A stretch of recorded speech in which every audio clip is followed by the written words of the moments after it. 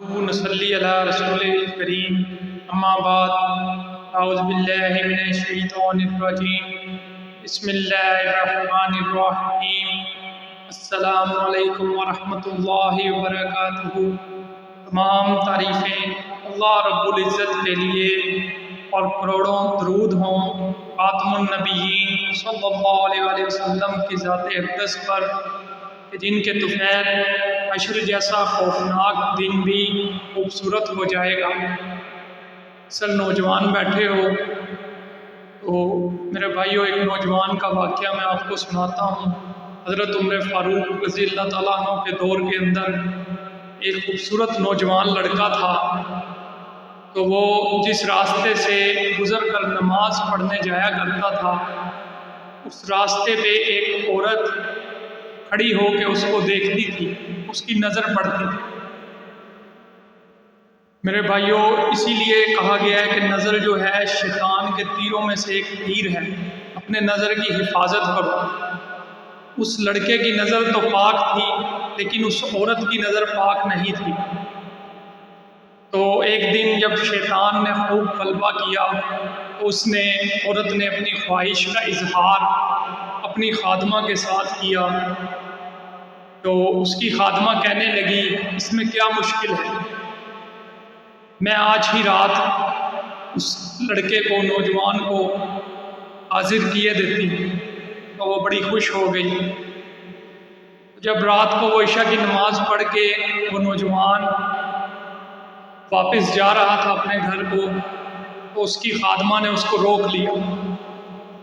تو وہ کہنے لگی کہ اس نے اس کو کوئی ایک دو آیتیں سنائی، ایک دو حدیث سنائی۔ کہنے لگی ہمارے گھر میں مرد کوئی نہیں ہے، تو کوئی وزنی سامان اٹھانا ہے تو بڑا نیکی کا کام ہے، نوجوان ہو ذرا میری مدد کر دو۔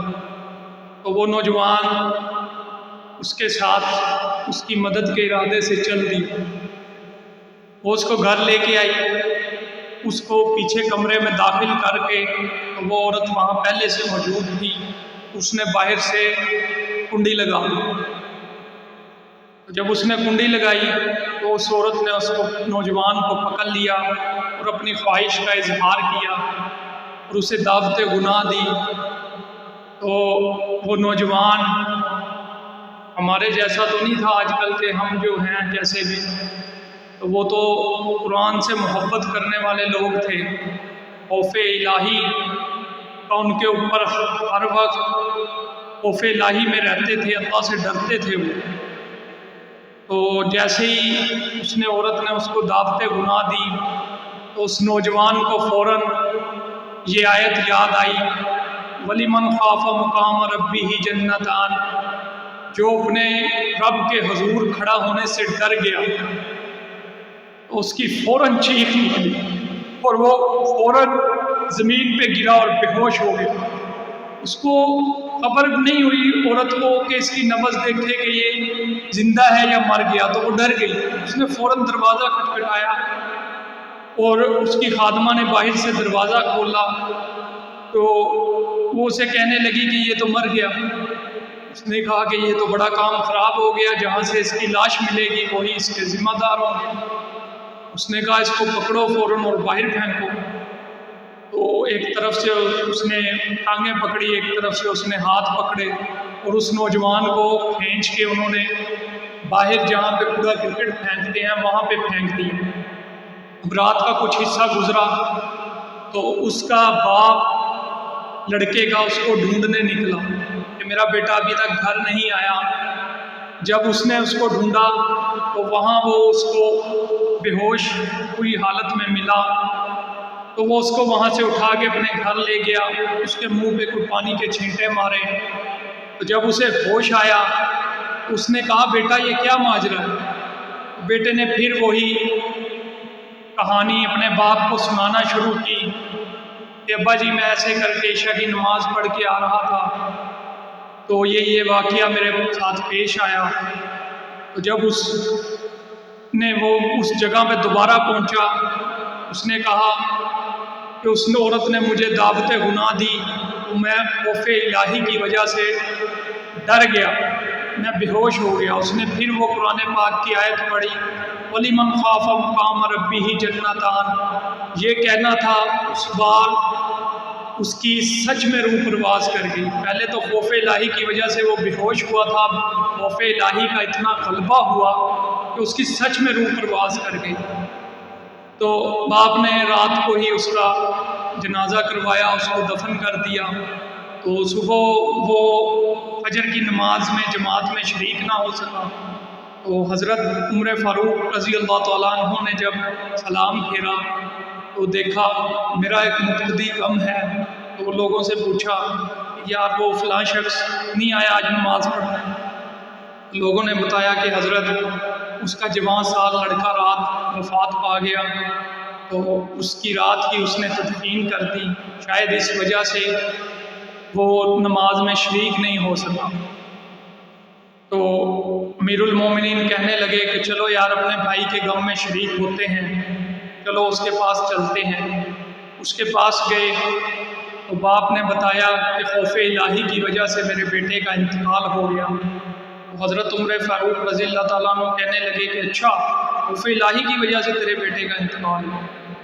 اس نے کہا جی، آپ مجھے اس کی قبر پہ لے چلیں۔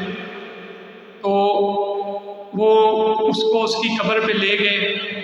تو حضرت عمر فاروق رضی اللہ تعالیٰ عنہ اس کی قبر پہ کھڑے ہو کے باہر سے اس کو کہتے ہیں کہ سنا ہے تیرا انتقال خوف الہی کی وجہ سے ہوا ہے، اور اللہ قرآن میں فرماتا ہے وَلِمَنْ خَافَ مَقَامَ رَبِّهِ جَنَّتَانِ، جو میرے حضور کھڑا ہونے سے ڈر گیا اس کے لیے 2 جنتیں ہیں۔ بتا کیا تجھے 2 جنتیں مل گئی؟ تو قبر سے آواز آئی رب بھی سچا، رب کا رسول بھی سچا، اس کا قرآن بھی سچا، اللہ تعالیٰ نے مجھے قبر میں آتے ہی 2 جنتیں عطا کر دی۔ میرے بھائیوں بچو اس گناہ سے، یہ بہت ہی کبیرہ گناہ ہے۔ اور آج جو یہ فتنوں کا دور چل رہا ہے، جس طرح انہوں نے ہمیں ایسا پھنسایا ہے کہ گناہ کرنے کو، آج زنا کو کوئی گناہ عیب سمجھتے ہی نہیں، لوگ فخریہ بتاتے پھرتے ہیں۔ یہ قرب قیامت کی نشانی ہے نا کہ لوگ گناہ کر کے فخر کریں گے، وہ فخریہ انداز سے لوگوں کو بتاتے پھریں گے کہ ہاں میں نے یہ گناہ کیا ہے، اور نیکی کو برا سمجھا جائے گا۔ آج یہی سب کچھ ہم دیکھ رہے ہیں کہ لوگ، بلکہ کوئی اٹھ کے جاتا ہے کہ یار اس کی بڑی گرل فرینڈ ہے، وہ رنگین مزاج آدمی ہے، یہ میرے بھائیوں، اور اگر کوئی بندہ بیچارہ دوسری شادی کر لیتا ہے، نکاح کر لیتا ہے، تو لوگوں نے تو بعد میں کہنا ہے، پہلے گھر والے شروع ہو جاتے ہیں، باپ اس کا، بیٹے اس کے، سسرال والے، سالہ، بڑا بھائی، چھوٹا بھائی، سب ناراض ہو جائیں گے کہ یار یہ تم نے کیا کیا۔ حالانکہ اللہ پاک قرآن پاک میں فرماتے ہیں، اللہ نے بات ہی 2 سے شروع کی ہے کہ نکاح کرو 2 سے، 3 سے، 4 سے، 1 کا تو اللہ نے بعد میں اینڈ میں ذکر کیا کہ اگر تم نہیں انصاف کر سکتے تو 1۔